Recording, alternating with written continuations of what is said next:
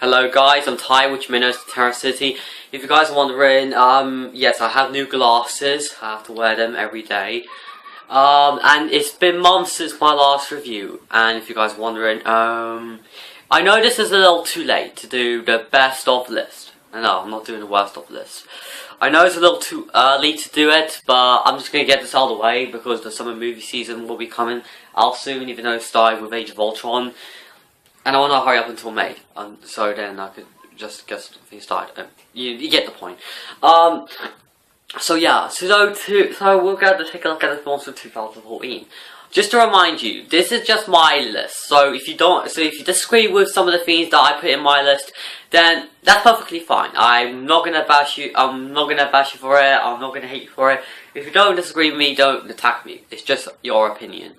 This is just my opinion on what I feel about these films. So without further ado, please enjoy my top 12 best films of 2014, or even more, but whatever, you get the point.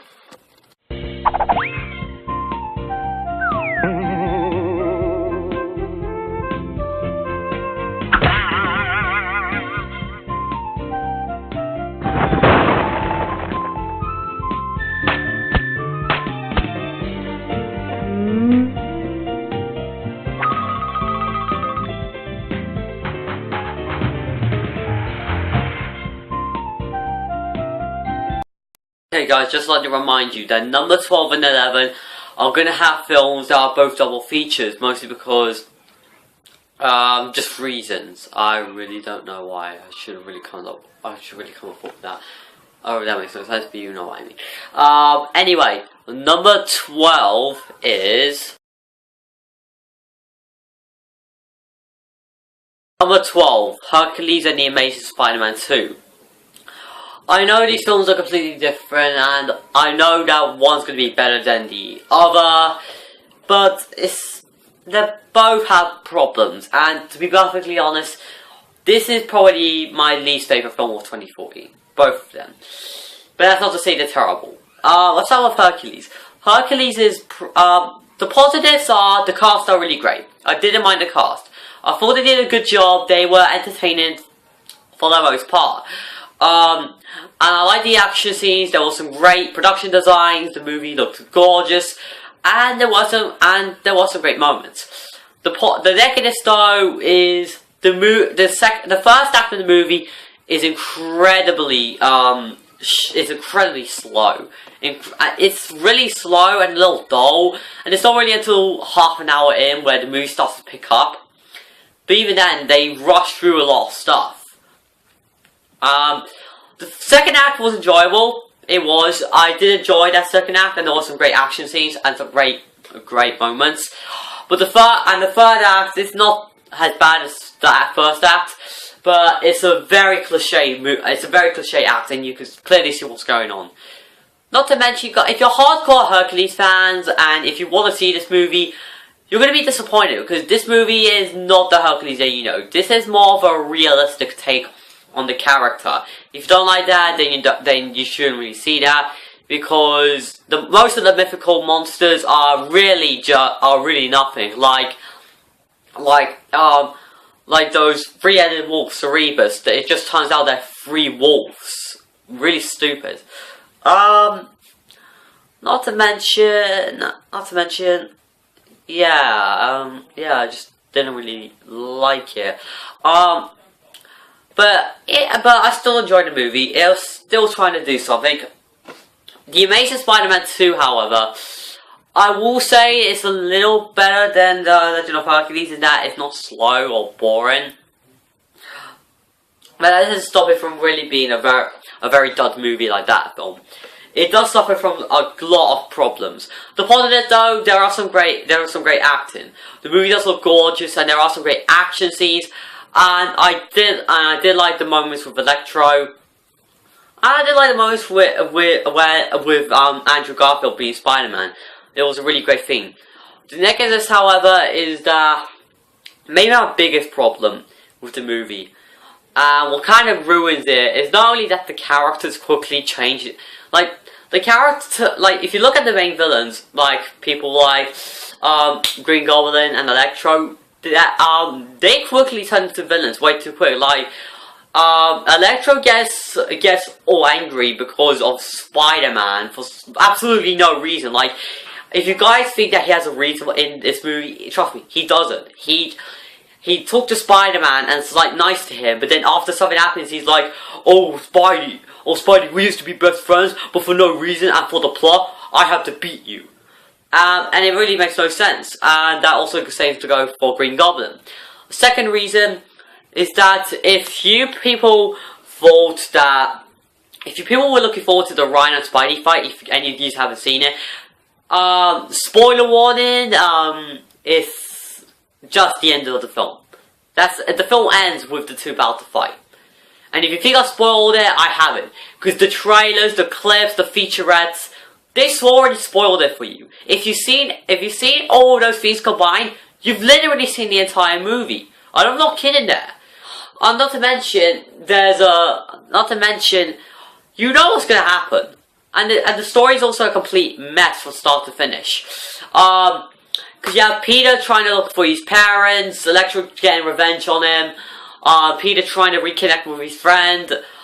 There's a lot of stuff going on in this story, and you're gonna be wondering what the hell is going on. The plot is just a mess, really. And you need someone who knows what the plot is if you're going to know what's going on. I at least knew what the plot was about. But there are some good things in there, but to be perfectly honest, this and Hercules, while entertaining, are kind of the weak links in the film. So, let's get into another double feature. Number 11.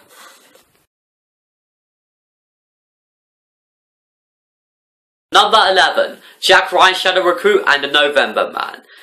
This might seem like a very weird thing, but whatever. If we get out two comic book movies, since Hercules was based off Hercules the Thracian Wars, if we can have them in the number 12 list, then why not have a bunch of action spy thrillers based on novels that be put on this list? Jack Ryan. Now, Jack Ryan Shadow Recruit is not based on a novel, it's actually an original storyline. And The November Man is based on the 7th novel in a series called There Are No Spies by Bill Granger. Oh, and Jack Ryan is made by Clancy Brown. Actually, no, okay, not Clancy Brown. I don't know. Let's talk about Jack Ryan first. Jack Ryan is a movie that I think is very entertaining. It's a very entertaining movie. It's really solid, and it's probably a very entertaining movie. Okay, I've already said that. There are some great acting. The movie is beautiful, and there are some. We'll get to the action later. And there are some good stuff in it. But there are some problems, though. The movie could have been a little bit longer. The movie could have easily been a lot longer than what the film is. It could have easily been a bit over 2 hours. It could have easily been 2 hours, because this movie's more of an hour and a half movie. And the movie doesn't. There's a lot of stuff that's been cut out of the movie. Really. Yeah. Not to mention, most of the characters in the movie are very underdeveloped. I mean, aside from Jack Ryan's character, played by Chris Pine, everyone else's characters, they feel completely useless to the story. They don't really serve a purpose other than just to play the characters that you know from every spy movie. Not to mention, the action scenes, they're okay, but I don't feel like they're Kenneth Branagh's best action. If you guys don't know, Kenneth Branagh did the 2011 movie Thor, and to me, Thor was a great movie, and the action scenes were actually very impressive. As for Jack Ryan Shadow Recruit, however, the action scenes are so quick cut, so shaky that I couldn't understand what was going on. They're not terrible action, they're far from worse. I mean, I can think of worse action. But they're still not good, but they're still not really the best action out of it all. Not to mention, the film kind of ends the end of the film's rushed as well. And there's also, and not to mention, the film also goes into that cliche territory as well. But yeah, in the end, I do think that the film is still good. It's still a fun movie, and yeah, it's a good spy movie, just not a really good action film. So yeah, as a spy thriller, it's a good movie, but as an action film, not so much. The November Man, on the other hand, as a spy movie is rather boring, but as an action film is rather a lot of fun. This actually features the return of Pierce Brosnan, who actually left the spy genre in 2002 with Die Another Day, which got a very disastrous result. The November Man is, as I said, it's based on a novel by Bill Granger. It was actually a movie by Pierce Brosnan, and this is actually something that Pierce Brosnan wanted made ever since he was James Bond, and this was something he wanted to get made. So, the film was finally made, and as you may know, this is a movie that is good but not great. The positives of the movie is that Pierce Brosnan, he was awesome in the movie. He's very intense, he's very likable in these roles. However, but there are moments that did have me questioning his character on whether or not he was a good guy or bad guy, but whatever. The action scenes are also really well done. I loved the action scenes. They were a lot of fun, and yeah, that's really all it is. And the movie is that it does move very fast paced. That's also another applaud I can give to it. However, the negatives, let's be perfectly honest with ourselves. The movie, it could have been, like Jack Ryan, it could have easily been a little more longer. I'm not saying that because the characters are underdeveloped, because the characters are a little more better than the supporting characters in Jack Ryan. But the movie tends to rush through a lot of stuff. Not to mention another complaint is that there's this Russian assassin, a female one, mind you, and she's meant to hunt down this girl who has this mysterious past and some stuff like that. Her character really does nothing in the movie. She's basically, if you saw the Winter Soldier and thought he was useless in the Winter Soldier, well, imagine the Winter Soldier being in this movie, but having less screen time than the Winter Soldier in the Winter Soldier. But we'll get to that when we get to the Winter Soldier. But yeah, this female Russian assassin is like the Winter Soldier if she had less screen time, and that's all I can say. Not to mention, the third act is rather by the numbers action film. You could clearly see what was going on. The first two acts I didn't really know. If you've seen every spy movie, then you know what's going to happen in the first two acts. But for the most part, the third act is something that I've seen multiple times. Not to mention the film ends kind of abruptly for some reason. But in the end, it's still a good movie. I still think these are a lot better than the comic book films. So yeah. Okay, so on to number 10. 10. Dracula Untold. To be perfectly honest, I didn't really know about this movie's existence until my friend, who I will not name in this review, told me about the film.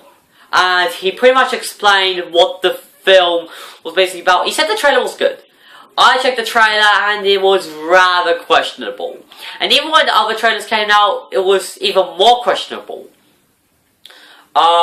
So when the movie came on Blu-ray, my dad and my mom and dad, we just saw it, and it wasn't bad. It actually wasn't. But what do you expect? The thing that I liked about the movie is that the movie it's not really the most well shot, and it does feel a little bit rushed. But I can say it's enjoyable. I liked Luke Evans. I think he was my favorite thing about the film. The supporting cast do a good job if they're a little underdeveloped. The action scenes are really well done. My favorite thing being with the bat hand. That's really awesome. And I like some of the stuff in this movie, and I especially love the ending. Not to mention, I like the fact that this is also kind of a setup to a new cinematic universe. And I have a feeling that this may be a bit of an improvement from, let's say, the DC cinematic universe. I could be wrong. My only problem, though, is really that the support is that the second act is also, as we all know, but the supporting cast are too underdeveloped. They're very, very underdeveloped. They don't do anything in this movie. Like, and not to mention, characters